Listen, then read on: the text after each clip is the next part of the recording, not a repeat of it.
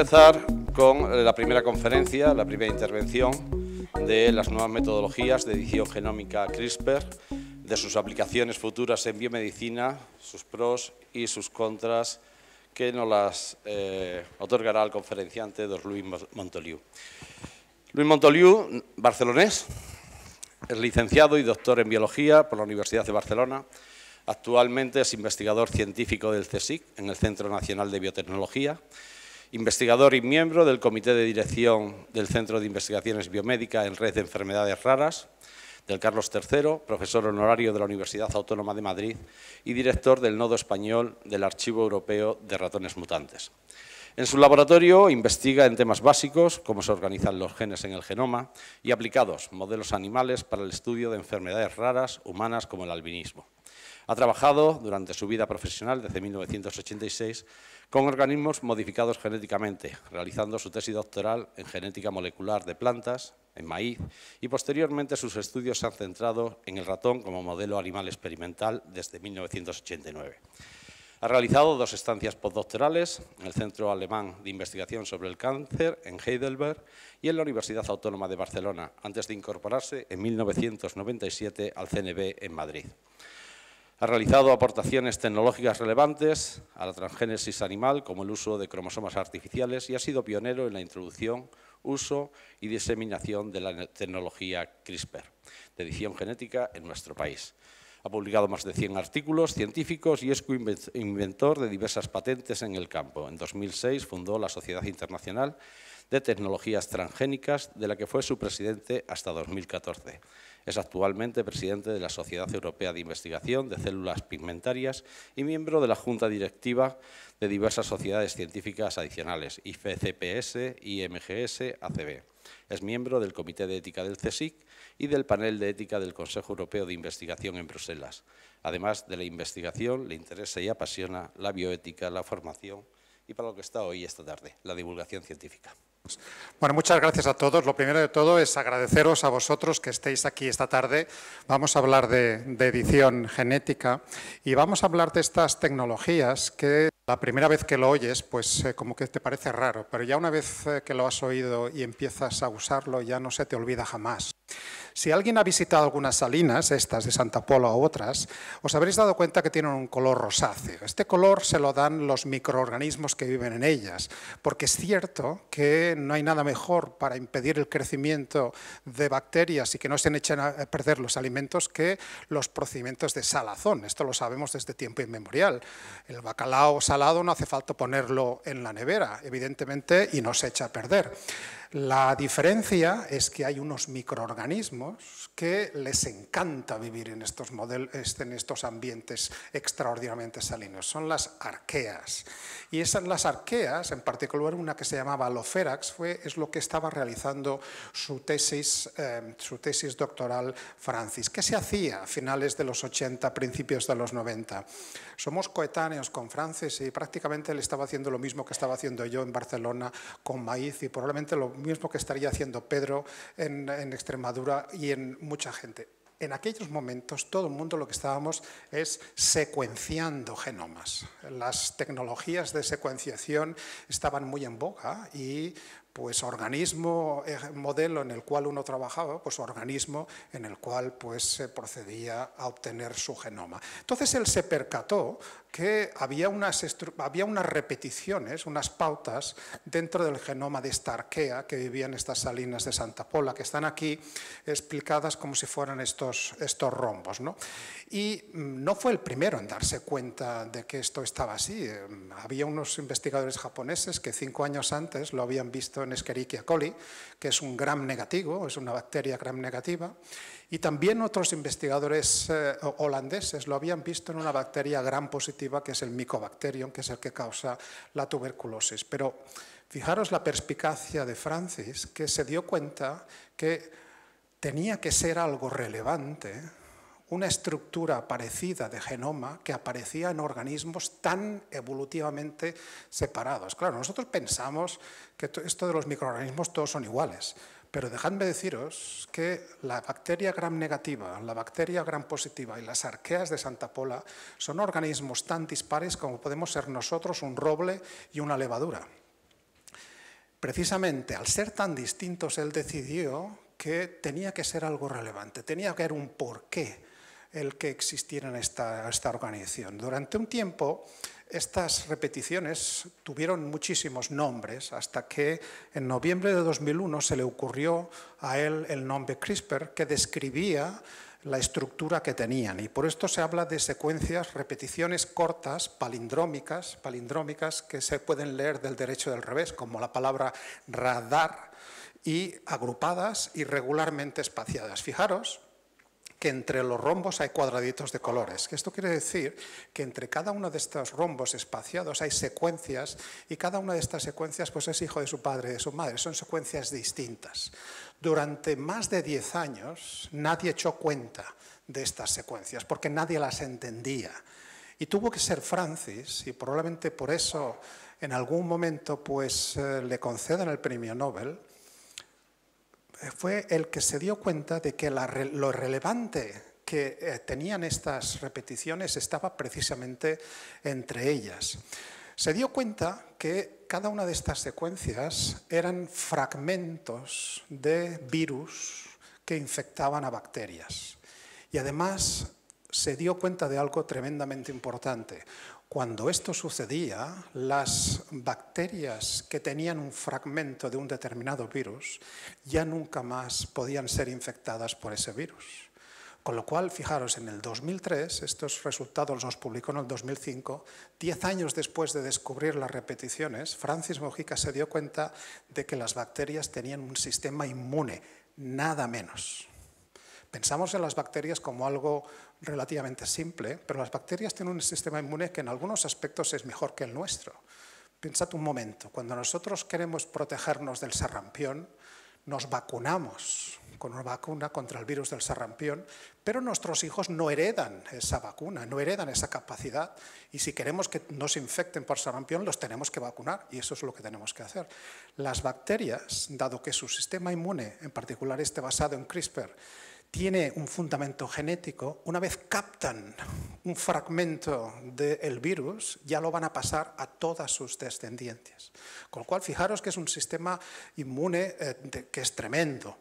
Este sistema inmune fue acabado de caracterizar por un montón de otros investigadores, y probablemente suenen las dos investigadoras que están en el centro de la imagen. Esta es mi propuesta de 12 investigadores que tienen algo que decir y que han contribuido especialmente en el desarrollo de esta tecnología. Porque por un lado están los sistemas CRISPR, que son los sistemas inmunes que os acabo de describir, que lo que hacen es que las bacterias puedan zafarse de estas infecciones de los virus.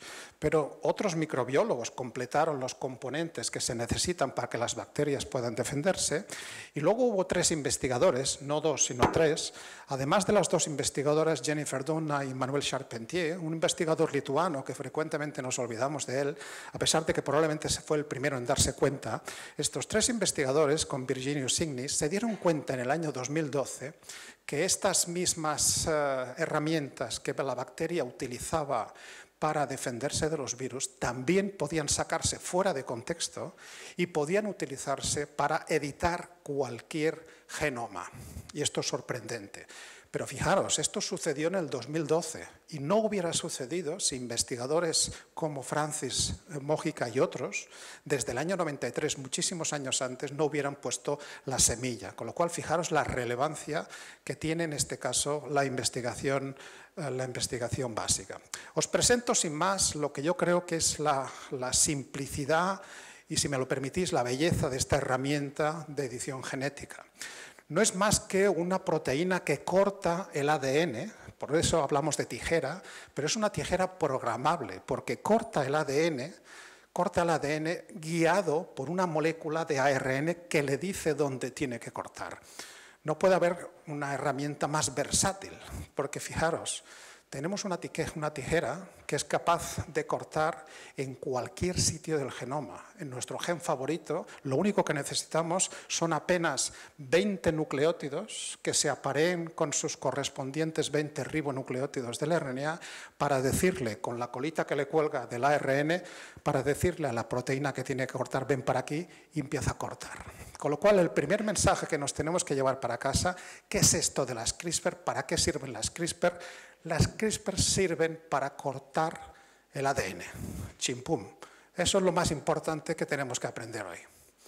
Y ahora os preguntaréis, pero yo había venido a una charla de edición genética. ¿Qué tiene que ver la edición con el corte del ADN? Fijaros que el cortar el ADN de un cromosoma es probablemente una de las agresiones más importantes que podemos hacer a una célula. La célula evidentemente tiene muchísimo interés en sellar ese corte cuanto antes, porque pensad, si estamos cortando la doble cadena del ADN, probablemente va a haber un fragmento del cromosoma que quizás contenga algunos genes que puedan ser esenciales, que se podrían perder en la siguiente división celular. Con lo cual la célula también desde hace tiempo inmemorial tiene sistemas, está equipada con sistemas que reaccionan a esta agresión e intentan solucionarla. Hay dos maneras de solucionar este problema. La ruta de la izquierda, es la que yo llamo la ruta del velcro, la de la cremallera, es la ruta de actuación de emergencia. La célula intenta resolverlo añadiendo y quitando letras, de tal manera que lo que espera con esta adición y supresión de letras es que algunas AES empiecen a quedar delante de algunas Ts o algunas Gs empiecen a quedar delante de las Ts. Acordaros que los pares de las 4 letras del ADN siempre son A y T y G y C, de tal manera que encontremos un punto de enganche para que después se rellene y se consiga restaurar la continuidad del cromosoma. Claro, como hemos añadido y hemos quitado letras, muy probablemente habremos alterado la pauta de información que había en ese gen, con lo cual la lectura que hacemos nosotros después de cortar el gen es que el gen muy probablemente va a dejar de funcionar. Creedme que yo llevo más de 30 años trabajando en modificación genética, nunca antes ha sido tan fácil inactivar un gen. Lo único que hemos hecho nosotros es diseñar una guía que lleve a la proteína nucleasa, a esta nucleasa de los sistemas CRIS, a cortar en nuestro gen. Y la lectura que hacemos es que el gen deja de funcionar, con lo cual es prácticamente trivial hoy en día, tanto en modelos celulares como en cualquier especie en la cual trabajemos, el inactivar un gen. Lo que pasa es que podemos hacer incluso cosas probablemente mucho más interesantes. Le podemos dar de comer al sistema unas secuencias que compartan homología alrededor del corte y que incluyan secuencias de nuevas que no estaban originalmente. Claro, si le damos una buena cantidad de este ADN molde, se va a propiciar la reparación de este corte, de tal manera que esas secuencias que antes no estaban acabarán incorporadas. Esto es lo que llamamos edición. ¿Y para qué nos puede servir la edición? Pues para dos cosas muy importantes.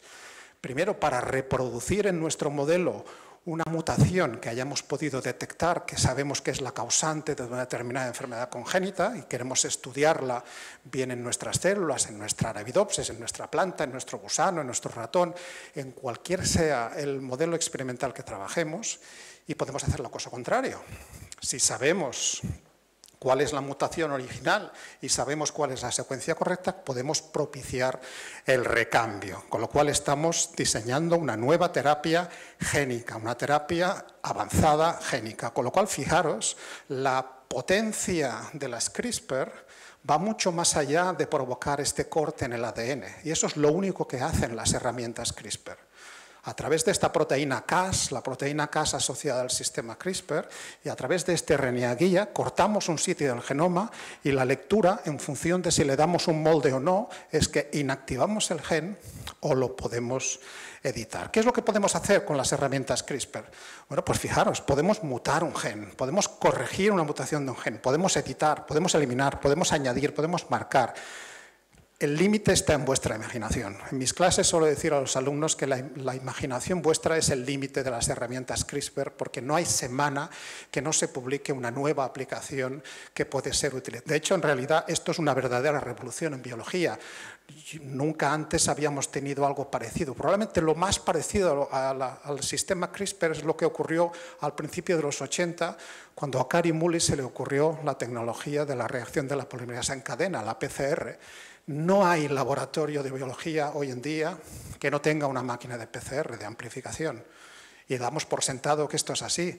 Hubo un tiempo en que no existía la PCR. Lo mismo pasa ahora con las CRISPR. Yo suelo decir que muy pronto solamente van a haber dos tipos de laboratorios. Los que usan CRISPR y los que van a usar CRISPR. Y se acabó. Porque es una herramienta que va a ser indispensable para todo. Cuando hablamos de edición, fijaros que a veces pues, cuesta entender cuál es el mecanismo por el cual esto está ocurriendo, pero fijaros que la metáfora de edición nos viene muy bien, ¿no? Y voy a aprovecharla, porque edición es como editar un texto, ¿no? Editar un texto y ese texto es el que queremos. Nosotros estamos ahí pensando una frase, metemos un error y de repente lo tenemos que corregir, ¿no? De repente pongo una frase y de repente digo, madre mía, aquí acabo de meter un error tremendo, esto lo tengo que solucionar, ¿no? Entonces ya no me lo pienso dos veces, digo, aquí tengo que colocar algo. Y esta es la palabra que me falta para que la frase tenga sentido. He editado esta frase. Eso es lo que está ocurriendo a nivel molecular con las herramientas de edición. Puedo hacer cosas mucho más sutiles, ¿no? Por ejemplo, puedo decir, bueno, esto es una frase que ya se parece más a lo que quiero expresar, pero se me ha colado un error gramatical.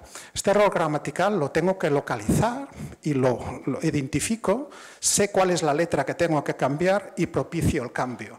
Esto es exactamente lo que está ocurriendo también a nivel molecular con las herramientas de edición, ¿no? Nosotros lo aplicamos esto a las denominadas enfermedades raras.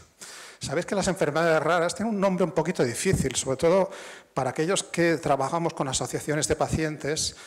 Para una familia que tiene alguna persona afectada, estas enfermedades lo son todo menos raras, porque evidentemente conviven con ellas todo el día, ¿no? Es una traducción del inglés, probablemente me gusta más llamarlas a las enfermedades congénitas poco frecuentes o de baja prevalencia, porque efectivamente afectan a menos de una de cada 2.000 personas y conocemos un montón de ellas, tantas como 6.000, 6.500. Fijaros que si sumamos todos los pacientes de España afectados de alguna de estas 6.000 enfermedades raras, fijaros que este número no tiene nada de raro. Fijaros que nos salen nada menos que 3 millones de afectados por alguna de las enfermedades raras en nuestro país, con lo cual fijaros que esto ya empieza a ser relevante. ¿Cómo de raro esto es, ¿no? Vamos a pensar en Badajoz, ¿no?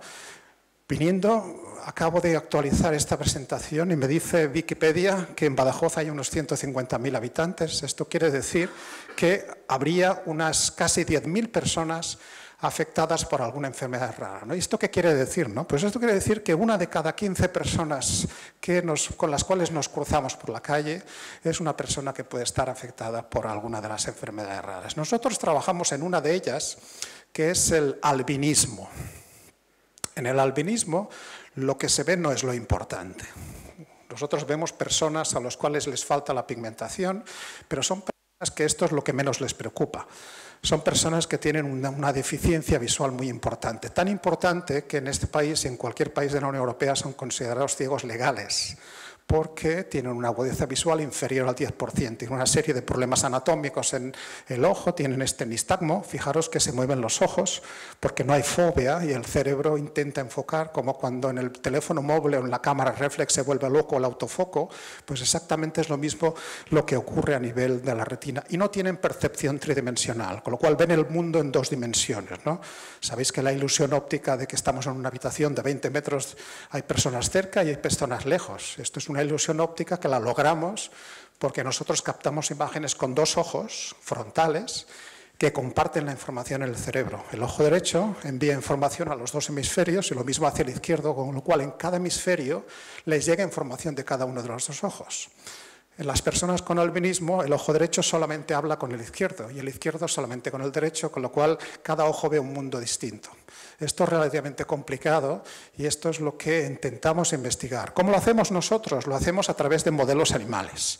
Y modelos animales con los cuales reproducimos toda esta sintomatología, no solamente la pérdida de pigmentación, sino las alteraciones visuales.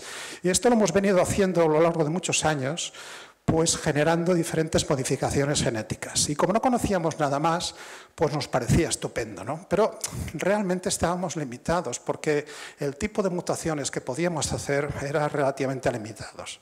Fijaros que desde hace unos 4 o 5 años, desde que han aparecido las herramientas CRISPR de edición, podemos hacer cosas muy sutiles, como por ejemplo lo que hemos venido a llamar los ratones avatar. Avatar como la película de ciencia ficción, que estoy seguro que habéis visto todos. Fijaros que en esta película aparecían unos seres azules y la metáfora que uso yo es que estos seres están conectados, cada uno de ellos a una persona distinta.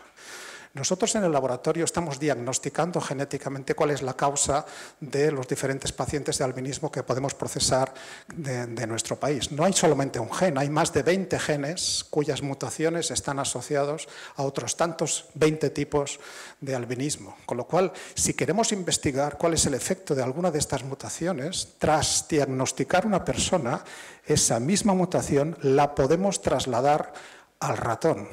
Esa falta de una letra, esa letra que está duplicada, la podemos replicar en el mismo gen del ratón y el ratón pasa a ser el avatar de esa persona. Permitiros que os presente un gen. Este es un gen de los que están asociados al albinismo, es el gen de tirosinasa.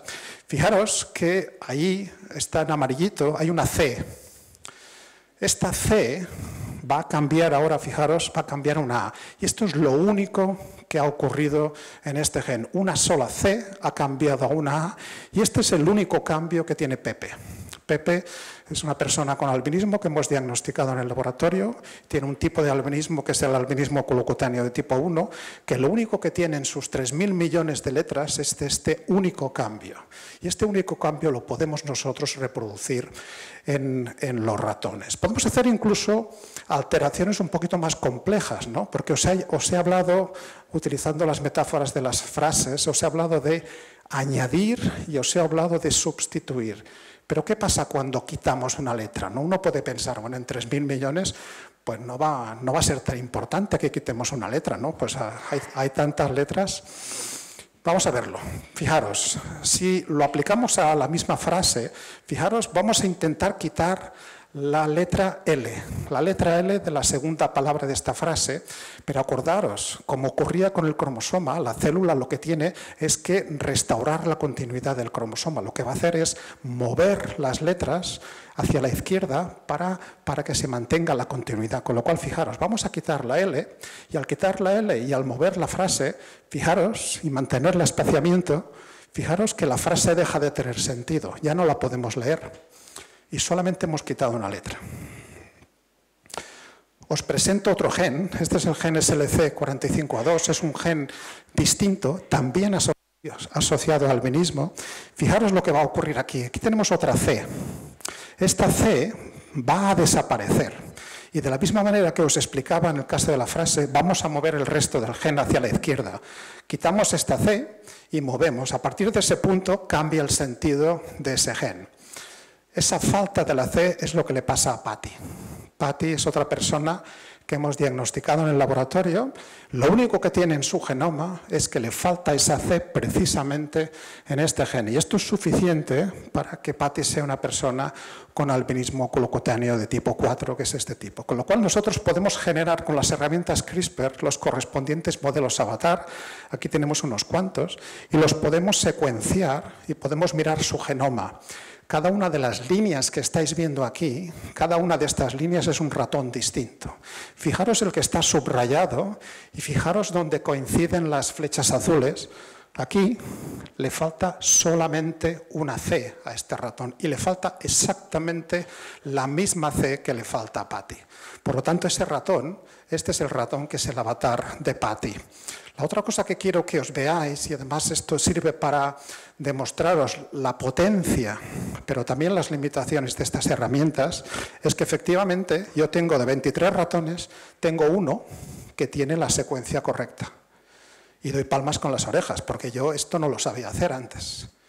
Pero ahora os tenéis que preguntar, ¿con esta frecuencia y con esta eficacia 1 de 23, un 4 o un 5%, ¿vosotros creéis que es prudente trasladar estas herramientas a la clínica? Pues probablemente no. Y esta probablemente sea una de las limitaciones más importantes de las herramientas de edición. Y hay que decirlo claramente. Esto puede ser más o menos inesperado, pero la realidad es que toda la precisión que tienen las herramientas de edición, las herramientas de corte, no la tienen, desgraciadamente, las herramientas de reparación, que además no tienen memoria. Cada vez que la proteína Cas de los CRISPR corta en un sitio, las herramientas de reparación celulares empiezan a añadir y a quitar letras y por eso tenemos toda esta variedad esta variedad de variantes genéticas.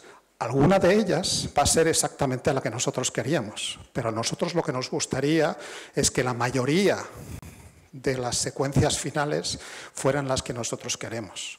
Esto todavía no lo sabemos hacer. Hay diferentes trucos, hay diferentes estrategias experimentales, pero la realidad es que no lo sabemos hacer. Con lo cual, mientras no lo sepamos hacer, deberíamos andar con mucha cautela, porque intentando reparar algo, podríamos estar generando alteraciones que pueden ser incluso más complejas que las que intentamos reparar. Y este es un ejemplo, pero cualquiera que haga un experimento con CRISPR, a lo que se va a enfrentar es a una gran variabilidad genética. Y luego, pues, va a tener que segregar y va a tener que seleccionar. Para mí esto no es un problema. Yo pongo los 23 ratones en fila, selecciono el que me interesa y descarto los otros 22. Pero decidme cómo hago yo esto con pacientes. No es éticamente aceptable. Por eso esta es una de las limitaciones más importantes. ¿Para qué sirven todos estos ratones avatar? Bueno, los ratones avatar yo reproduzco la mutación que tiene ese paciente. Con lo cual, si existen pequeñas moléculas o existen drogas o medicamentos que han sido aprobados y que pueden reposicionarse, que pueden utilizarse para el tratamiento de estas enfermedades congénitas, antes de administrar estos compuestos a los pacientes, puedo probar su eficacia y sobre todo su seguridad en los ratones avatar correspondientes, con lo cual, si tengo una adecuada respuesta, ya puedo saltar directamente a la persona. Con lo cual, estos ratones avatar nos están sirviendo como unos verdaderos modelos preclínicos para garantizar seguridad y eficacia. Evidentemente, si podemos reproducir mutaciones en el ratón, podríais preguntarme, ¿también podremos restaurar las mutaciones? Partimos de algo que no entendemos, pero sabemos qué es lo que le falta. Aquí lo que le falta es una L. Si la introducimos, volvemos a recuperar la frase correcta. Con lo cual, esto ya se ha hecho en diferentes enfermedades congénitas. Resalto que esto se ha hecho especialmente en animales. Con independencia de lo que leáis en los periódicos y de lo que veáis en radios y televisiones, no hay ninguna persona en el mundo que haya sido tratada todavía con herramientas CRISPR. Lo que sí hay son unos pocos pacientes a los cuales se les ha extraído células de la sangre y fuera del paciente esas células de la sangre han sido tratadas con herramientas CRISPR, se ha inactivado 1 o 2 genes y después se ha vuelto a reinfundir las células en el paciente. Esto sí que se ha hecho en algunos tipos de cáncer, tanto en China como en Estados Unidos, y probablemente esto se va a hacer pronto en Europa. En animales podemos ir más allá, podemos administrar estas herramientas y dirigirlas al órgano en cuestión. Por ejemplo, para tratar distrofias musculares o tirosinemias o cataratas congénitas o retinosis o enfermedad de Huntington, muchas otras. ¿Cómo lo hacemos? Lo hacemos vehiculando estas herramientas dentro de verdaderos autobuses. No, esto es un autobús, esto es una cápsula viral, en este caso es un virus adeno asociado, que dentro de esta cápsula podemos poner tanto la tijera como el molde, como la guía. Necesitamos poner las 3 cosas. La guía que le dice a la tijera dónde cortar, la propia tijera y el molde que sirve para restaurar. Y entonces os podéis preguntar, pero bueno, si esto es así, si esto es tan fantástico, ¿por qué yo no puedo ir al hospital y que me administren estos virus y que pueda yo realmente conseguir esta restauración de la mutación? Bueno, recordad la incertidumbre del proceso. Recordad que nosotros sabemos de dónde partimos y a dónde queremos llegar. Y esto es lo que nos encantaría que sucediera en todos y cada uno de los lugares. Pero en realidad lo que tenemos que luchar es con toda una serie de situaciones intermedias en las cuales no se ha corregido el gen de la misma manera que nosotros quisiéramos. Nosotros quisiéramos que la gran mayoría de células adquirieran la corrección adecuada. Lo que sucede, y tenemos que convivir, y mientras no sepamos tenemos que seguir investigando, lo que sucede es que tenemos una serie de situaciones intermedias que no nos interesan. Además, tenemos un segundo problema. En el genoma tenemos 4 letras. GATC, con lo cual la probabilidad de que se repitan las secuencias es relativamente alta. Fijaros, en un libro, una misma palabra puede ocurrir más de una vez. Aquí tenemos dos frases y en una de ellas tenemos un problema que lo vamos a solucionar y vamos a propiciar el cambio de la letra correspondiente. Pero fijaros que esta misma palabra está en una frase. Esta frase estaba correcta desde el principio. Resulta que la misma herramienta que corrige Guadiana en esta frase puede propiciar aquí que se produzca una alteración. Esto no queríamos que ocurriera. Esto es lo que quisiéramos que ocurriera, pero el sistema es incapaz de diferenciar las dos palabras que están en frases distintas. Con lo cual, fijaros, y estas son las mutaciones no deseadas, fijaros, lo que acaba sucediendo es que hemos corregido lo que quisiéramos, pero ha aparecido un cambio en una secuencia similar no deseada. Con lo cual, fijaros que estamos todavía lejos de poder trasladar estas herramientas a la clínica. No hay que decirlo y hay que ser honesto, ¿no? Y en particular todos aquellos que trabajamos directamente con pacientes, hay que pensar que las personas que nos escuchan son tan inteligentes como nosotros y lo peor que podemos hacer es generar unas falsas expectativas. Hay que decir exactamente lo que podemos hacer y hasta dónde podemos llegar y cuáles son nuestras limitaciones, ¿no? Por eso, cuando probablemente se oyen y se oye hablar y se discute, por ejemplo, de modificar embriones humanos, con lo que ahora ya sabéis y lo que os he trasladado en estos pocos minutos de conferencia, pues probablemente estaréis de acuerdo conmigo que sería bastante imprudente realizar este tipo de alteraciones, ¿no? Porque todavía no somos capaces de controlar, además de ser ilegal. Es ilegal e imprudente y probablemente innecesario. Innecesario porque hay estrategias alternativas. Uno puede hacer diagnóstico genético preimplantacional y antes de modificar el gen lo que se puede es seleccionar el embrión, que es el que está libre de mutación y este es el que se implanta en la mujer. Bueno, os podríais pensar que esto prácticamente está todo solucionado y estos son todos los problemas. Así nos lo pensábamos. Y tuvo que venir Matt Porteous. Matt Porteous es uno de los investigadores que trabaja en Stanford, en California, y es uno de los investigadores más despiertos y probablemente más cercanos a utilizar estas herramientas en la clínica de verdad. Él trabaja en enfermedades de la sangre, como la beta-talasemia, como la anemia falciforme, y evidentemente él, junto a otros muchos investigadores, pues estaba ya a punto con la inyección en la mano, preparado para pinchar estas herramientas CRISPR en pacientes. Y justo antes de pinchar se le ocurrió, vamos a ver un momentito, no va a ser que las herramientas que le vamos a dar a la persona, puede ser que el sistema inmune de la persona ya las conozca, con lo cual vayamos a provocar una reacción inmunológica, una reacción alérgica importante. Porque fijaros, hasta ahora no os he dicho de dónde vienen estas herramientas de CRISPR. Vienen de unas bacterias que tienen nombre y apellidos, Streptococcus pyogenes y Staphylococcus aureus. Streptococcus pyogenes, ¿quién no ha tenido una laringitis o quién no ha tenido una otitis en su vida?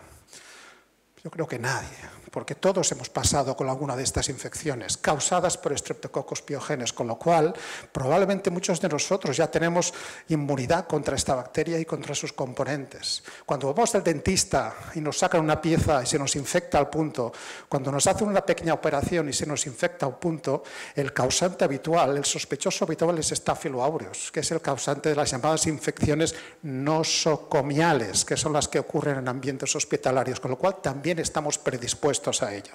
Con lo cual, fijaros que a Matt Porteous, afortunadamente, se le ocurrió preguntarse esto e investigó si nosotros, las personas, teníamos anticuerpos contra estas herramientas. Y la respuesta es que sí. La respuesta es que la gran mayoría de personas, más de un 70%, tenemos anticuerpos y la gran mayoría de personas tenemos células, linfocitos contra estas proteínas. Con lo cual, fijaros que hemos hecho un pan con unas tortas. Uno podría pensar, se acabó. Se acabó porque no vamos a poder utilizar estas herramientas nunca, porque si las inyectamos en un paciente lo que vamos a provocar es una reacción alérgica tremenda. Bueno, Matt Porteous no solamente descubrió el problema, sino que aportó una solución.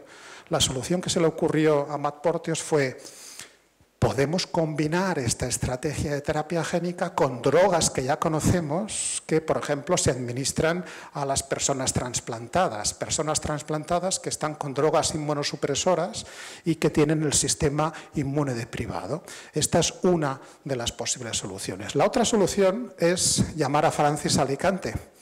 Llamar a Francis o a cualquier otro de nuestros colegas microbiólogos, porque evidentemente será que no hay bacterias en este mundo.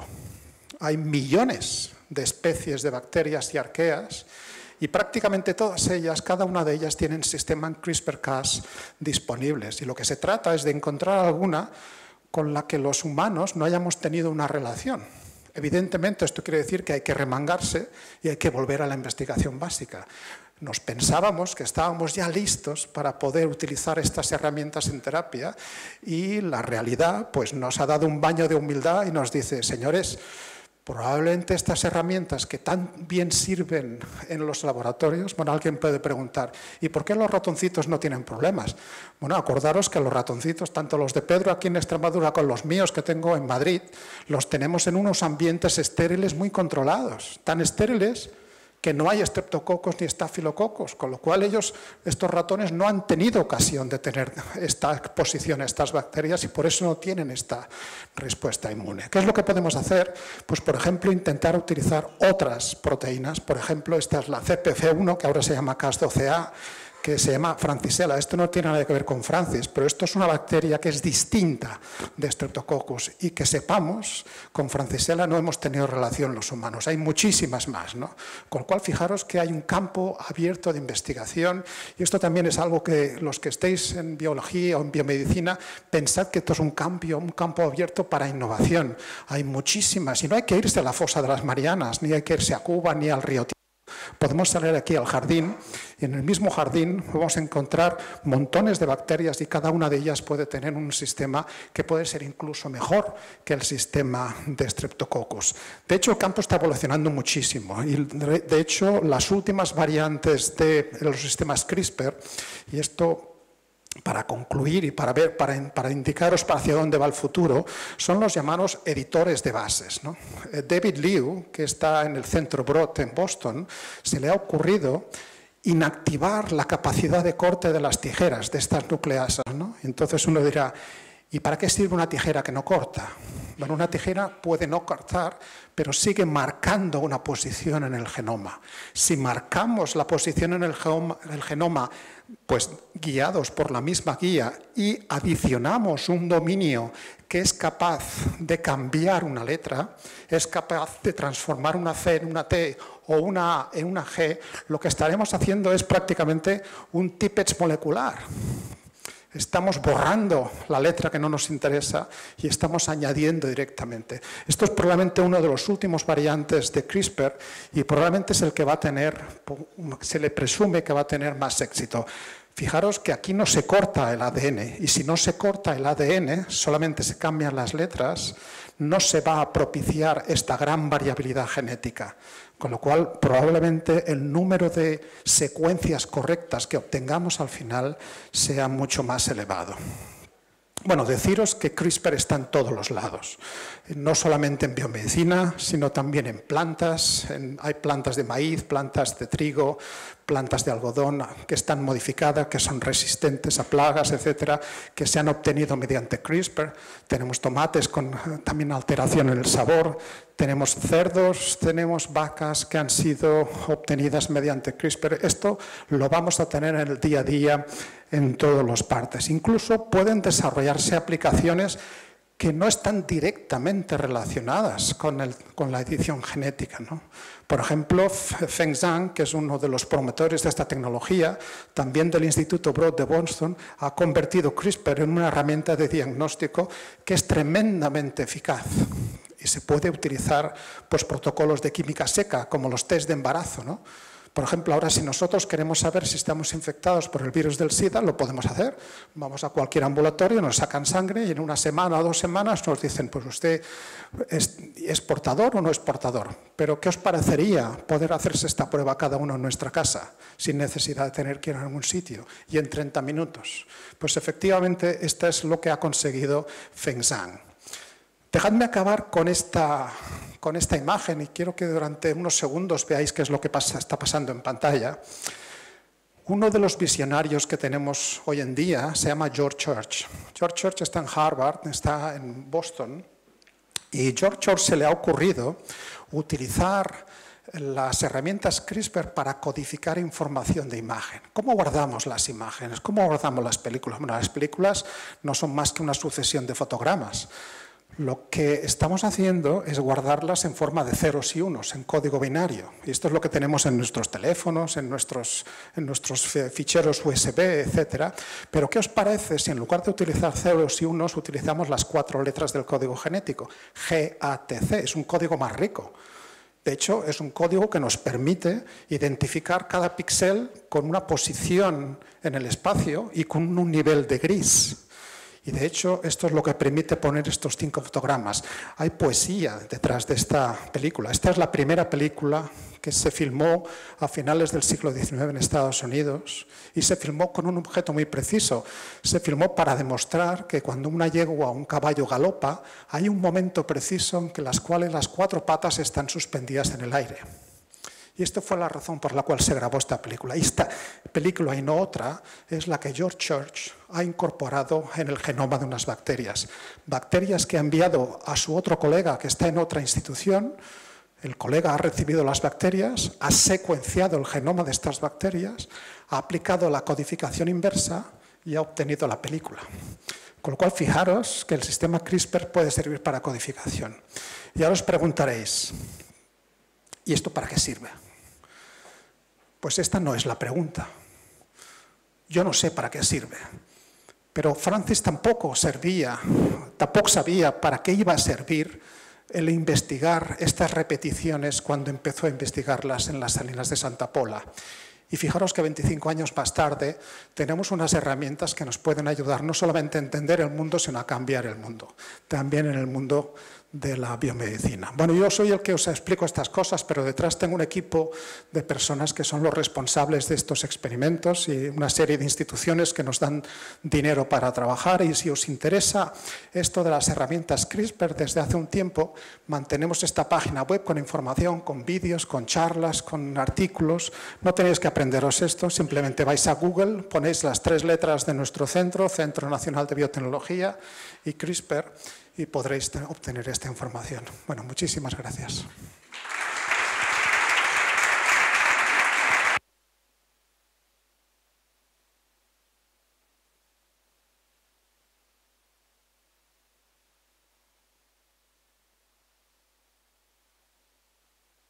Muchas gracias, Luis.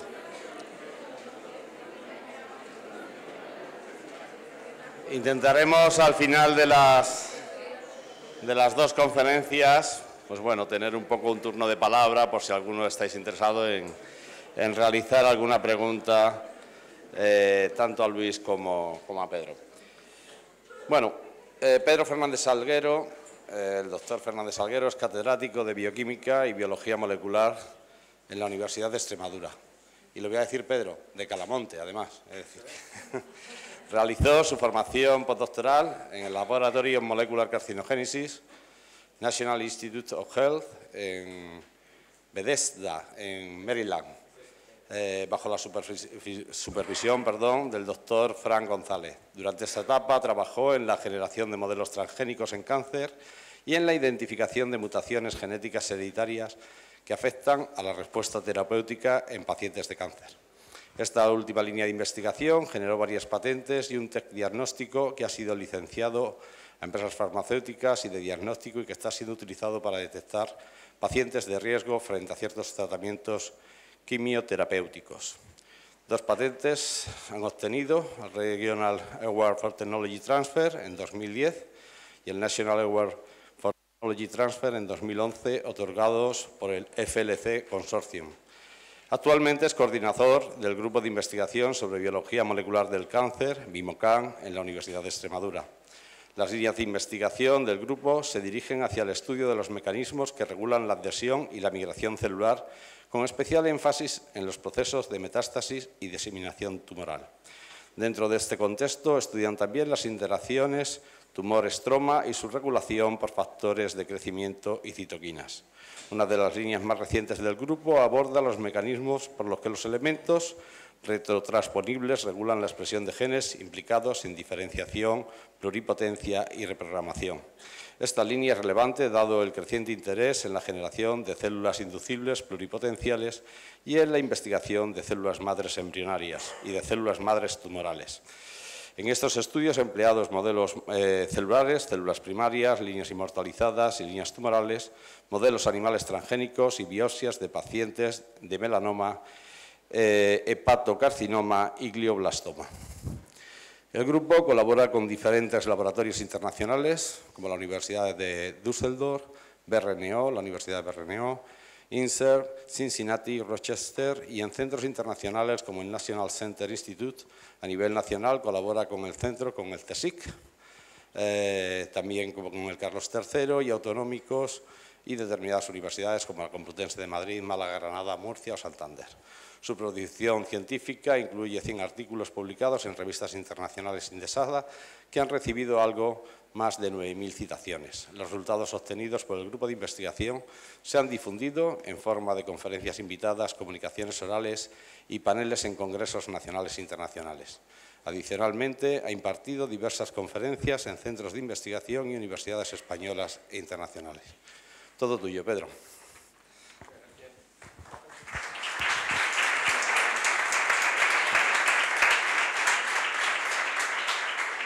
Bueno, muchas gracias, Jesús, por la introducción y gracias a la organización por invitarme a participar en esta jornada de difusión y gracias a todos por estar aquí.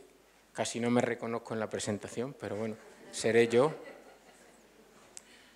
Bueno, yo la idea de la presentación de hoy es daros una visión general sobre qué nuevos métodos diagnósticos y terapéuticos se están utilizando, se están aplicando en cáncer. Algunos con éxito, están funcionando bastante bien en pacientes y otros que no lo están teniendo tanto. Y al final de la presentación quería dedicar unos minutos a una de las estrategias que se está intentando implementar ahora, que es el utilizar vacunas para tratar de cronificar el cáncer. Es decir, hacer que si una persona se le puede mantener un tratamiento y la enfermedad se convierte en una enfermedad crónica y no muere por la enfermedad, siempre es mejor que a que se produzca la muerte. Una cosa parecida a lo que se está intentando hacer o se está consiguiendo en SIDA. Ya sabéis que básicamente con el SIDA en España, por ejemplo, pocos pacientes mueren si se tratan o siguen el tratamiento que se recomienda. Se ha cronificado de alguna forma la enfermedad. Bueno, una cosa primero a nivel muy breve de epidemiología del cáncer para que sepamos cómo estamos en España en incidencia y supervivencia. Esta es un poco son datos de la Sociedad Española de Oncología Médica de 2017. Y aquí lo que veis es cuál es la incidencia del cáncer en España, el número de casos por cada 100.000 habitantes. Pues básicamente la incidencia en hombres va aumentando ligeramente, en mujer igual, en hombre globalmente a lo largo de estos últimos años hasta 2017 es mayor que en mujer. Y los cánceres más prevalentes que tenemos en España pues son, como os podéis imaginar, pulmón, mama en mujeres y cáncer colorectal. Si esto lo dividís un poco por género, pues en hombres es más prevalente el cáncer de próstata, colorectal y pulmón, en mujeres es más prevalente el de mama, también el colorectal tiene una incidencia bastante alta, el de útero y el de pulmón. En cuanto a cómo esto afecta a la supervivencia o la mortalidad de los pacientes, pues si veis la curva de mortalidad, de nuevo hasta 2017, veis que se produce un aumento bastante notable en la mortalidad, que es más temprana en mujeres que en hombres, aunque la curva global es más baja en mujeres que en hombres. Y la buena noticia aquí es que a partir de aproximadamente el año 2000 y poco, la tasa de mortalidad ha disminuido sensiblemente tanto en hombres como en mujeres. Y en esto tiene bastante que ver los métodos diagnósticos tempranos que se están haciendo de la enfermedad. Si miramos cómo esta mortalidad se asocia al parámetro opuesto a supervivencia, pues vemos que la supervivencia en España, aquí la barra gris representa incidencia, sería los datos de la gráfica anterior, y esto sería la supervivencia, pues la supervivencia en cáncer en España con respecto al número de casos, pues estamos dentro de la media europea. Digamos que aproximadamente, si hacemos una aproximación global, es decir, cuál es la tasa de supervivencia en cáncer a 10 años en España, considerando todos los tipos de cáncer, pues estamos aproximadamente en el 50-55%. Hay cánceres que tienen una supervivencia muy baja, del 5%, por ejemplo, páncreas. Hay cánceres que tienen una supervivencia del 97%, por ejemplo, testículos. O sea, veis que hay una variabilidad muy grande, pero la supervivencia global está en torno al 55%, por ahí, aproximadamente. Bien, y solo un poco por incidir en lo que comentaba Luis anteriormente, quiero poner en valor también la investigación básica que se hace en cualquier tipo de aspecto biomédico, que es nuestro campo, en cáncer y generalizable o cualquier otra patología. Y básicamente lo que hacemos nosotros en investigación pues, es intentar aportar conocimiento básico y conocimiento preclínico sobre cómo se desarrolla la enfermedad, qué parámetros la regulan, cómo eso se puede utilizar después para mejorar la terapia y la vida de los pacientes. Entonces, en el laboratorio, ya lo ha comentado brevemente Luis antes, nosotros trabajamos con diferentes tipos de células tumorales. Aquí tenéis células de glándula mamaria humana, células de próstata, también humanas. El conocimiento que se adquiere utilizando estos modelos celulares, que son simples, obviamente eso no es un paciente, es un modelo muy simple, pero permite analizar mecanismos moleculares.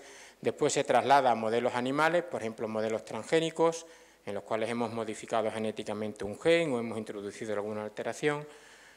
Y esta investigación básica y preclínica se combina luego con investigación clínica, investigación que se hace utilizando muestras de pacientes o utilizando datos clínicos de los pacientes, y el compendio del conocimiento que se adquiere a nivel básico en laboratorio con el que se obtiene a nivel clínico confluye en lo que se denomina investigación translacional, que básicamente lo que refleja es qué sabemos de la enfermedad y eso cómo lo podemos utilizar pues, para mejorar el pronóstico del paciente, para hacer un diagnóstico más preciso y para obtener terapias más individualizadas y más personalizadas y, por tanto, con menos efectos secundarios. Y, por supuesto, también en la prevención, que, como decía antes, es un parámetro bastante importante y que ha aumentado muchísimo la tasa de supervivencia. Claro, siempre se dice, ¿pero cuándo se va a curar el cáncer? ¿Cuándo vais a curar no sé qué cáncer? Claro, parece que como que curar el cáncer es una cosita pues que nos ponemos y en unos días ya se hace. Es un poquito más complejo que eso y os quiero poner un poco una aproximación a cómo se lleva a cabo el proceso desde que se descubre un conocimiento científico básico hasta que se puede llevar al paciente. Básicamente se tienen que cumplir estas etapas y en este orden. A nivel de investigación básica, pues tenemos primero que saber cómo funciona el sistema, cómo funciona el gen, cómo funciona la célula de interés, cómo se lleva a cabo el proceso.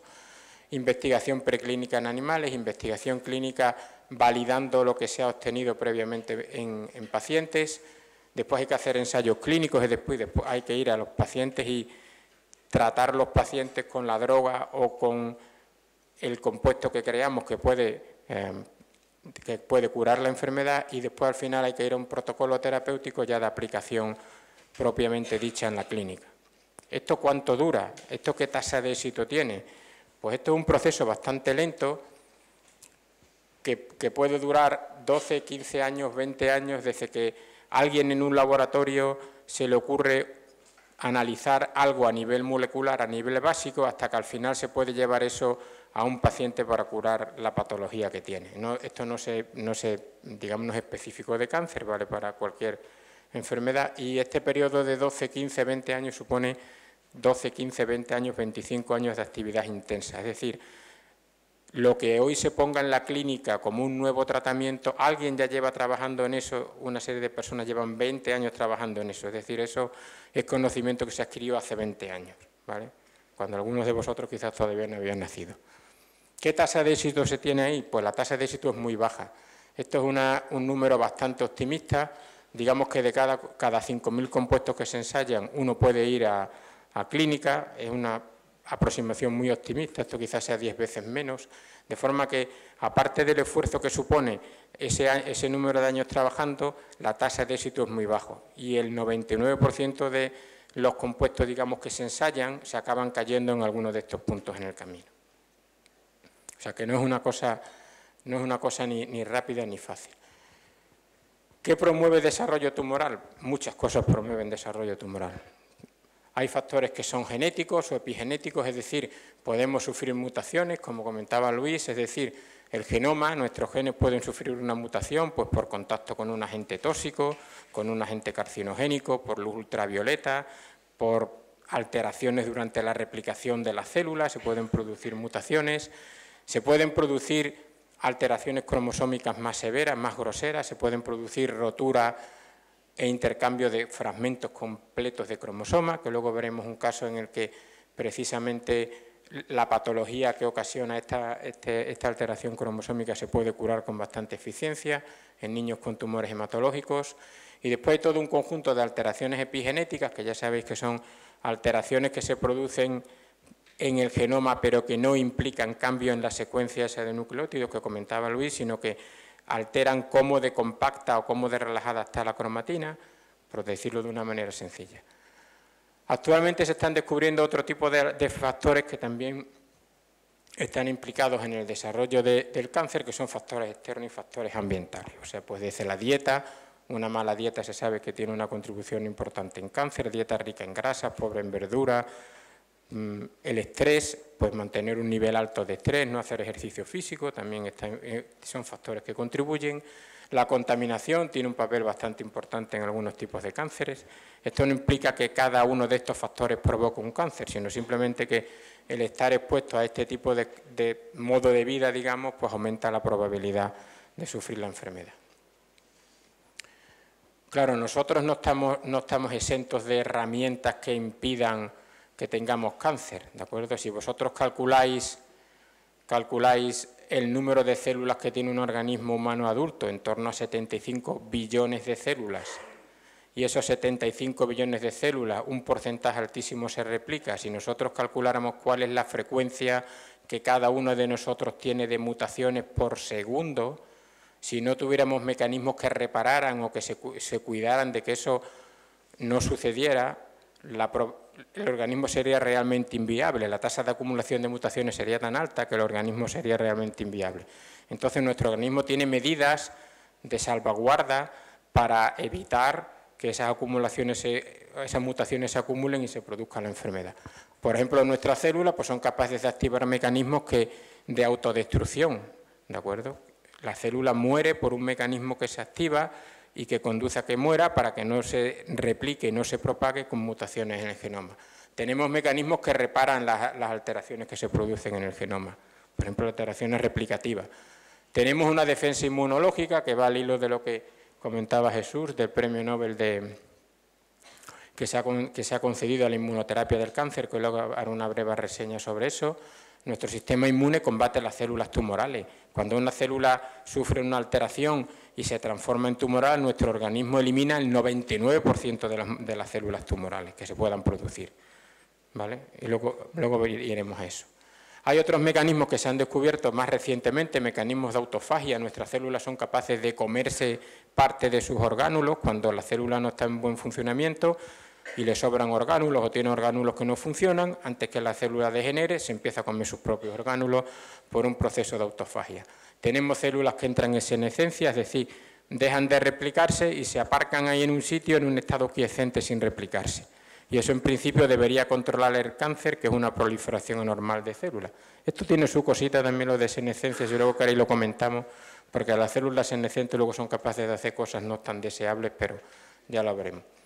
Y después tenemos procesos de diferenciación, que la célula se diferencia, se sale de proliferación, se queda ahí sin proliferar, en un estado vivo pero no proliferativo, y eso también permite que el tumor no progrese. Bien, en cuanto a esto, un poquito de introducción con respecto al cáncer. ¿Qué se está haciendo en nuevos métodos diagnósticos? Pues básicamente me voy a centrar en esto porque quizás es lo que tiene ahora mismo más impacto y más relevancia.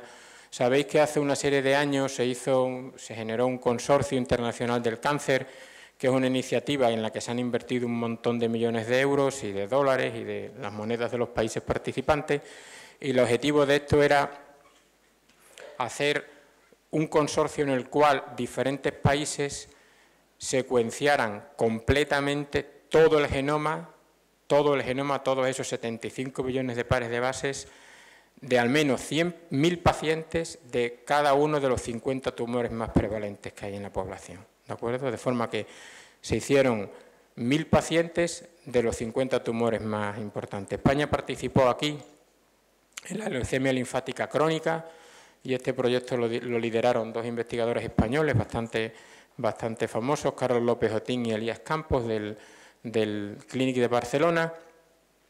Y básicamente la conclusión o los resultados que se han obtenido después de secuenciar ese elevado número de pacientes de cada uno de los 50 tipos de cáncer, pues se ha generado un mapa de mutaciones, las mutaciones más prevalentes que existen en cada uno de esos tipos de tumores, es decir, cuáles son las mutaciones que se conservan. Básicamente aquí lo que se hace, se secuencian esos 1.000 pacientes, la secuencia del genoma de esos 1.000 pacientes se comparan con el genoma estándar humano que se ha obtenido de personas que aparentemente no tienen esa patología. Y se dice, ¿qué mutaciones podemos extraer de esos 1.000 pacientes que se produzcan en todos los 1.000 pacientes y que no estén en el genoma de una persona que no tiene ese tipo de tumor? Eso nos puede indicar que esas mutaciones son las que probablemente estén dirigiendo el desarrollo de la enfermedad. ¿De acuerdo? Ese es el objetivo de esto. Eso no es tan limpio porque, claro, la biología siempre va aparte de lo que uno quiere, de tal manera que en muy pocos casos se han obtenido un número pequeño de mutaciones que se pueda decir que son las causantes de ese tipo de tumor, sino que por el contrario, lo que parece que se produce son diferentes combinaciones de mutaciones de baja penetrancia, es decir, que está en pocos pacientes. Digamos que tenemos una combinación de 20 mutaciones que de los 1.000 pacientes no están muchos de ellos, no están en una proporción alta, pero que lo importante no es en qué proporción de pacientes está, sino en qué combinación está en ese paciente. Claro, eso complica mucho, porque ahora tenemos que mirar mutaciones que están poco representadas y que además están en una combinación particular para cada paciente. Y eso complica bastante el utilizar esto para diagnóstico. Y ahora lo que se está haciendo también es establecer plataformas para oncología de precisión, que es lo mismo que oncología personalizada, aplicar tratamientos personalizados. Hace poco se ha publicado una noticia en Nature Biotechnology que Roche solo se ha gastado 5,3 billones, con B, billones de dólares en comprar una plataforma del cáncer para intentar filtrar todos los datos genéticos que hay de pacientes de diferentes tipos de cáncer y poder diseñar tratamientos personalizados, ¿vale? O sea, aquí se está manejando dinero grueso. Y luego, pues, el objetivo final es validar esto para ver si realmente lo podemos utilizar para diagnosticar, pronosticar o tratar a los pacientes, ¿de acuerdo?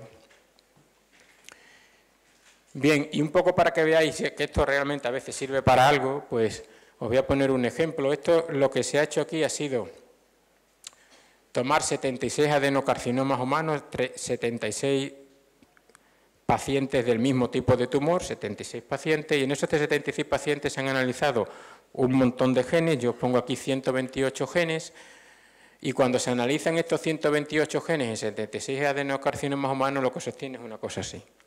Esto lo que representa aquí, cada cuadrito, es la expresión de un gen en un paciente, ¿de acuerdo? El cuadrito azul es que el gen está expresado a un nivel bajo, el cuadrito rojo que está expresado a un nivel más alto del normal.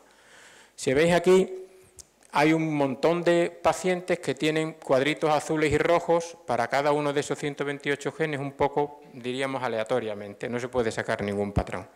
Sin embargo, aquí veis que hay un número de pacientes en los que están en esta barrita roja que tienen todo este montón de genes básicamente en azul, lo tienen reprimido, se expresan poco esos genes en esos pacientes, y tienen otra serie de genes que están en rojo, es decir, están sobreexpresados.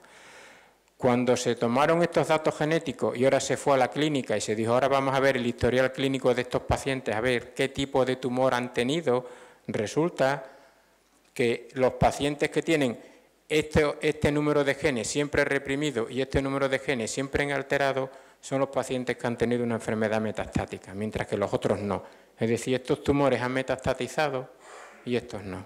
Entonces se han cogido estos genes de aquí que constituyen una posible firma metastática y se ha dicho, si esto se ha hecho en mama, ¿qué pasa en otros tumores? Pues se ha ido a ver otros tumores y en mama los pacientes que tienen esta firma metastática, es decir, los que tienen enfermedad metastática, tienen una curva de supervivencia significativamente menor en rojo que los que no la tienen, y lo mismo pasa en meduloblastoma, y lo mismo pasa en próstata, y en linfoma pues no es tan claro, pero sí parece que hay una tendencia. Es decir, estos genes que están sobreexpresados en una serie de pacientes pueden constituir un método para diagnosticar o pronosticar si en un paciente concreto la enfermedad va a evolucionar hacia metástasis, ¿vale? Que realmente es la limitación más grande en el tratamiento. Y estos genes candidatos que se están ya validando en algunos centros.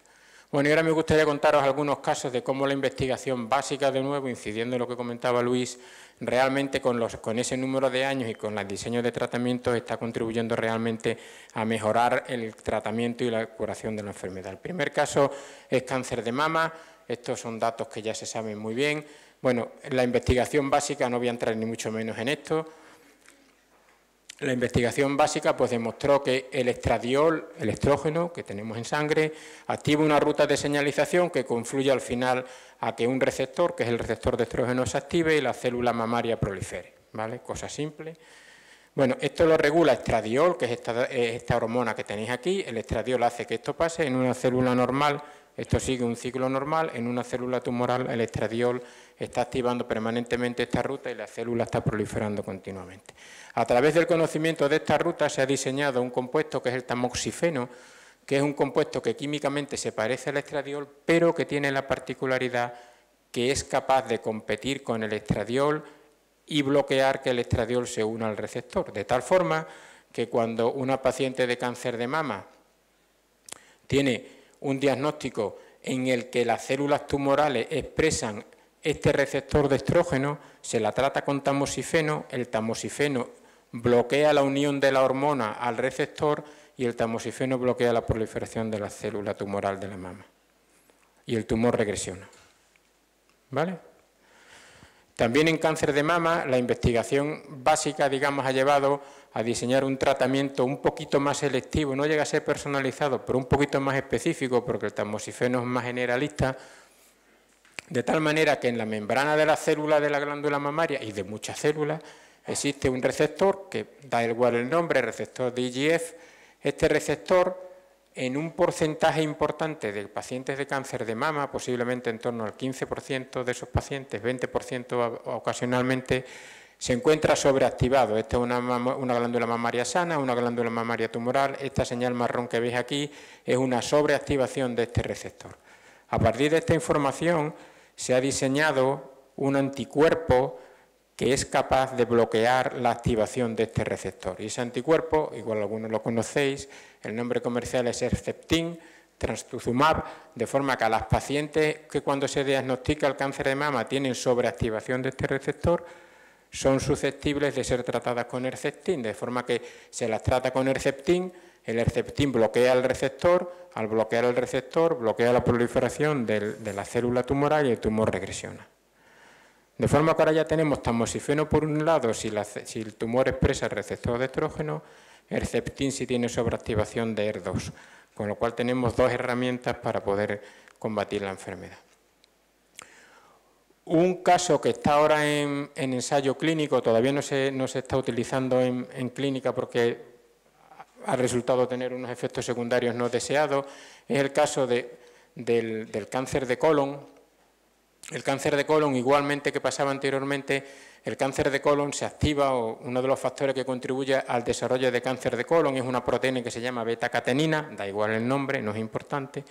Lo importante aquí es que resulta que un laboratorio español que está en el Instituto de Investigaciones Biomédicas de Madrid, el laboratorio de Alberto Muñoz, ha descubierto que una cosa tan simple como la vitamina D, la que hay en la margarina, la que sintetizamos por la luz solar en la piel, vitamina D, no es ningún compuesto raro con un nombre raro, resulta que la vitamina D, que es esto que tenéis aquí, esta molécula que tenéis aquí, la vitamina D activa un receptor que se llama receptor de la vitamina D, que resulta que es capaz de competir con beta-catenina, de forma que si vosotros activáis en una célula de cáncer de colon el receptor de la vitamina D con vitamina D, bloqueáis la función de la beta-catenina y bloqueáis el crecimiento de la célula tumoral y la célula tumoral se muere, tratándola con vitamina D, ¿vale? Cosa simple.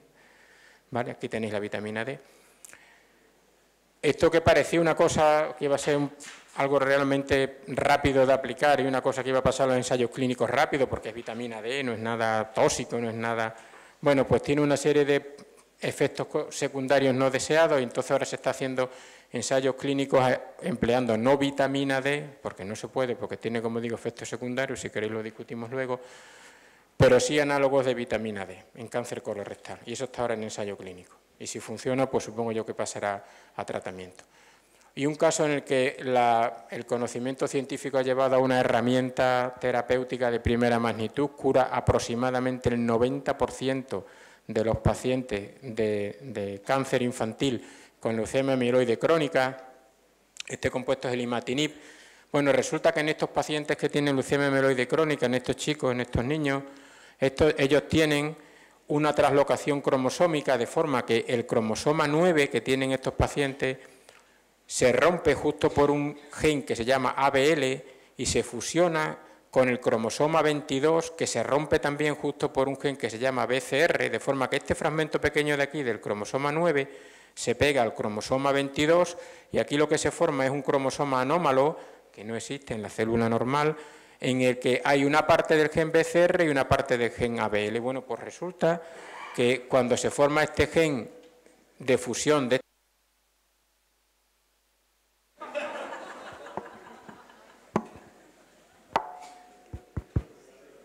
Bueno, va y viene, ¿no? Bueno. Oye, hay pila. Bueno, lo que no oigáis os lo imagináis y ya va. Bueno, pues resulta que se descubrió el imatinib, que es un compuesto que es capaz de inactivar la... Es que, claro, si ahora pego una voz aquí. BCR-ABL, y lo importante aquí es que se curan tratándolos con imatinib. Y lo que es también muy importante, la recurrencia de la enfermedad. Los pacientes que curan, menos del 20% vuelve a tener la enfermedad. Esto en cáncer son unas tasas de éxito realmente... Funciona un poquito peor es en cáncer, en hepatocarcinoma, sabéis que también es un tumor con una tasa de curación bastante baja, en torno al 10-15%. Un compuesto que se llama sorafenib. Entonces, en este caso el sorafenib pues, ha sido en buena parte una decepción. Se pensaba que iba a tener más éxito, no lo tiene. Y se están intentando ahora diseñar otro tipo de moléculas que actúen sobre esta ruta o sobre otra ruta. Y un compuesto que también está teniendo bastante éxito y está funcionando bastante bien es la temozolomida. La temozolomida se utiliza en glioma y glioblastoma. Este es un tipo de tumor que se desarrolla en las células gliales del cerebro. Este tumor no es que sea especialmente metastático, prácticamente no metastatiza nada, pero es muy agresivo, tiene una progresión altísima, la vida media desde el diagnóstico se mide en meses, porque es muy agresivo. Y estos pacientes de glioblastoma multiforme, no tenían muchas herramientas terapéuticas hasta que se descubrió la temozolomida. Esta temozolomida regula una ruta de señalización, que os tengo puesta aquí, no tiene más importancia, y lo que hace esta temozolomida es inducir roturas de doble hebra en el DNA, tal como comentaba Luis, y eso afecta a la viabilidad de la célula y la célula tumoral se muere. La sorpresa vino cuando se empezaron a tratar pacientes de glioblastoma con temozolomida y algunos respondían muy bien y otros no respondían nada. Entonces decía, bueno, pues es que el tumor es prácticamente patológicamente el mismo, ¿por qué no responden? Entonces se descubrió que hay aquí una enzima que participa en esta ruta, que es MGMT, de manera que cuando el paciente tiene una enzima MGMT funcional, una enzima normal, esa enzima degrada la temozolomida, baja el nivel de temozolomida y no hace nada en el paciente. Sin embargo, si el paciente tiene una mutación en MGMT no degrada la temozolomida y la temozolomida hace esto y mata la célula tumoral. Luego, entonces, de alguna manera, un tanto sorprendentemente, el tener una mutación en la célula tumoral glial, en MGMT, hace que el tratamiento sea efectivo, mientras que los pacientes que no tienen la mutación, el tratamiento es inefectivo. Entonces, es un poco contraproducente. Tienes una mutación que te permite beneficiarte de un tratamiento que si no la tienes no te puedes beneficiar. Pero así es como funciona, ¿vale? Y ahora hay una cosa, ya terminando, que está bastante ahora en investigación, que es el metabolismo tumoral. Las células tumorales hacen cosas raras. Una de las cosas raras que hacen es que utilizan el método metabólico menos eficiente que tienen. En vez de utilizar un método, digamos, mitocondrial oxidativo, utilizan un método glicolítico, y lo que en su día definió Barbour como efecto Barbour, y entonces ahora se está estudiando bastante el metabolismo de la célula tumoral, porque, como digo, utilizan un metabolismo especial con respecto a una célula no tumoral. Entonces se están analizando diferentes proteínas de estas rutas metabólicas, la piruvato quinasa M2, que se está intentando utilizar como diana para el tratamiento de tipos de tumores que tienen mutado esta proteína. Y bueno, ya un poco con respecto a las vacunas antitumorales, que era la última parte de la charla. Esto de las vacunas antitumorales ahora se está poniendo bastante de moda, pero no es nada nuevo, esto se conoce desde hace mucho tiempo. De hecho, desde el año 88, a finales de los 80, pues ya se hicieron los primeros ensayos con extractos o con lisados de células de melanoma que no tuvieron ningún éxito. Posteriormente, en el Instituto Nacional del Cáncer ya se empezaron a desarrollar algunas vacunas para combatir algún tipo de cáncer, principalmente melanoma, pero aún así esas vacunas tenían muy poco efecto, muy poca eficacia, no funcionaban bien. Y alrededor del año 2000, la FDA, que sería equivalente a la Agencia del Medicamento Americana, pues ya aprobó este compuesto, o este Provenge, como un método de vacuna frente a melanoma. Y actualmente ahora se están utilizando lo que se llaman neoantígenos para tratar sobre todo pacientes de melanoma en el año 2017. ¿Qué se pretende con esto? Pues básicamente lo que os decía antes, cronificar el cáncer, es decir, activar el sistema inmune para que el sistema inmune sea capaz de combatir el tumor. Esto va un poco en la línea de que cuando se empieza a desarrollar el tumor, el sistema inmune lo combate de forma bastante potente y elimina, digamos, el 99% de las células tumorales. Aquí no vale con que quede una célula tumoral viva.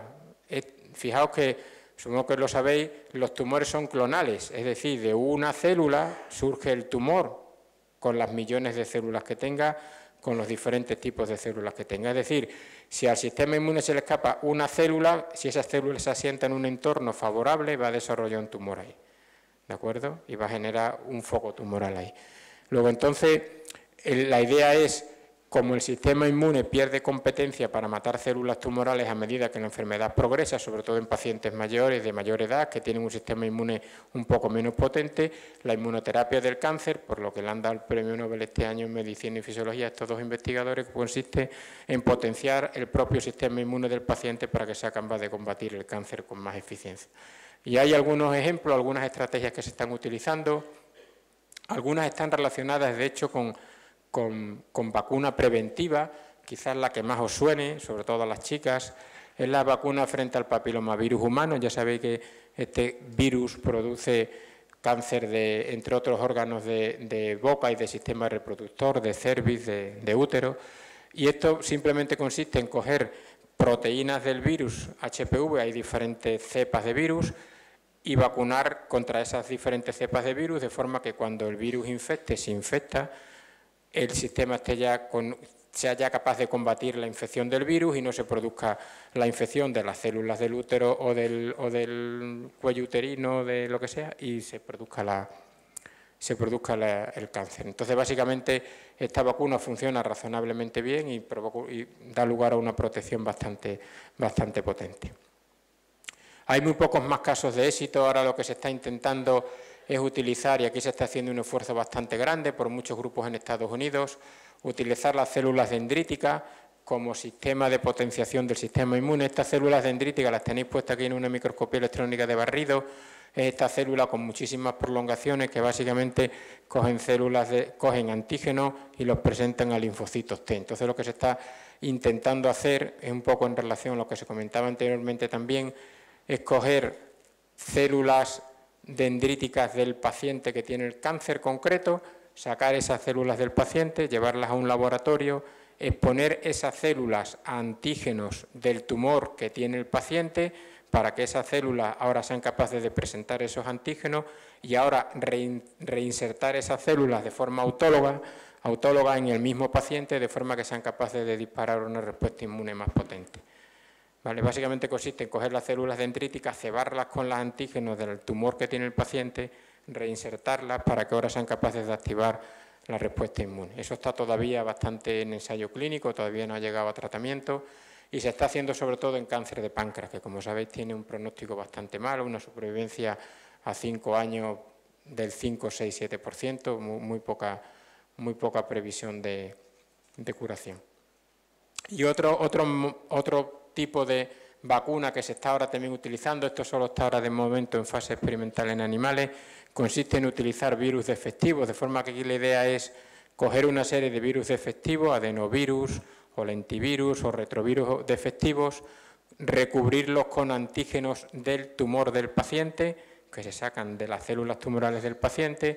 Ahora estos se están inyectando en un animal, en un ratón en general, y de aquí se están obteniendo células presentadoras de antígenos, generalmente células dendríticas, con las cuales ahora se activan linfocitos T y estos linfocitos T se reinsertan en el paciente para intentar de nuevo que se potencie el sistema inmune. Esto no se está haciendo todavía en ensayo clínico, está todavía en fase animal, en fase preclínica en animales, por la razón de que utilizar adenovirus, retrovirus, lentivirus es un poco conflictivo y tiene efectos secundarios que no son deseables. Ahora mismo el cuello de botella en vacuna antitumoral está en cómo administrar esa vacuna.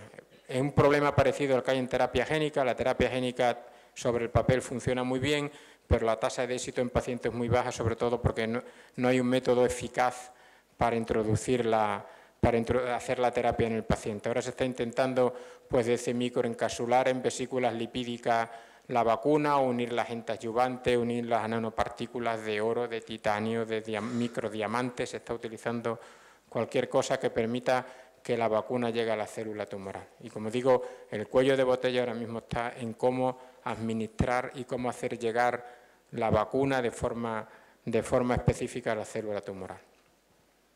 Y ya por último, prácticamente la última diapositiva, es la terapia frente a las células cáncer tumorales, que no ha dado tiempo prácticamente a presentar. Ya sabéis que el tumor es heterogéneo, es una cosa obvia, pero no se sabía hasta hace tanto. El tumor es heterogéneo, tiene muchos tipos de células dentro y uno de los tipos de células que tiene son las células madre tumorales, que se comportan casi igual que las células madre normales, solo que son células mutadas. A lo que viene aquí el asunto es que las terapias tradicionales que se están utilizando actualmente consiguen matar la inmensa mayoría de las células que conforman el tumor, pero son muy poco eficaces para matar las células madre tumorales. Y esto es porque las células madre tumorales, cuando son sometidas a un agente tóxico, desarrollan una serie de proteínas en la membrana, unas bombas, que sacan el agente tóxico otra vez hacia afuera y destruyen el agente tóxico hacia afuera. Entonces se hacen resistentes a la terapia, de forma que cuando se trata al paciente con terapias convencionales, pues 5-fluoruracilo, cisplatino, lo que sea, esos compuestos matan la mayoría de las células del tumor, pero las células madre tumorales son resistentes a esos compuestos, de forma que se quedan quiescentes ahí y al cabo de un cierto tiempo empiezan otra vez a dividirse y a diferenciarse y regeneran otra vez el tumor. Y se produce una recidiva en el mismo sitio donde estaba el tumor o se produce una metástasis que salió y aparece al cabo de X años, X meses en otro sitio.